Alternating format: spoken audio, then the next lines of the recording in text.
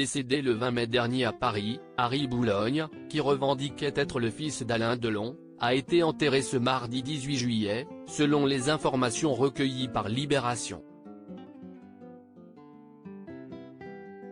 Il aura passé des années à réclamer une reconnaissance de paternité pour être reconnu comme le fils biologique d'Alain Delon. Harry Boulogne n'aura jamais obtenu satisfaction. Son combat sera resté vain malgré une procédure juridique entamée. En 2021, la justice l'avait débouté et avait estimé ne pas être compétente pour juger cette affaire, Alain Delon ayant déclaré être résident en Suisse. L'acteur, quant à lui, a toujours refusé de reconnaître publiquement Harry Boulogne comme étant son fils.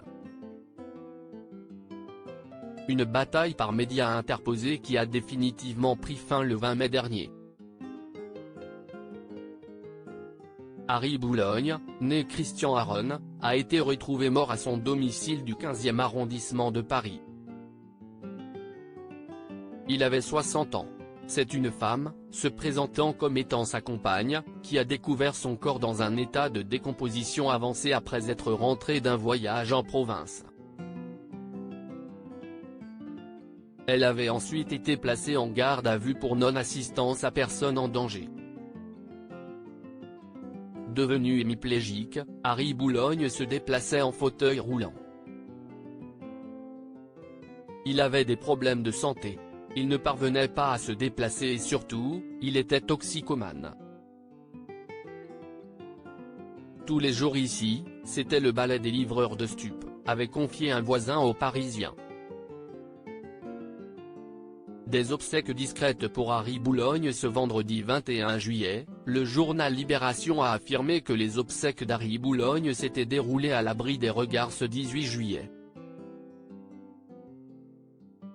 Mort le 20 mai à Paris, à l'âge de 60 ans, Harry Boulogne a été enterré mardi 18 juillet, après 2 mois d'expertise sur les circonstances de son décès, a révélé le quotidien qui soulève une coïncidence troublante.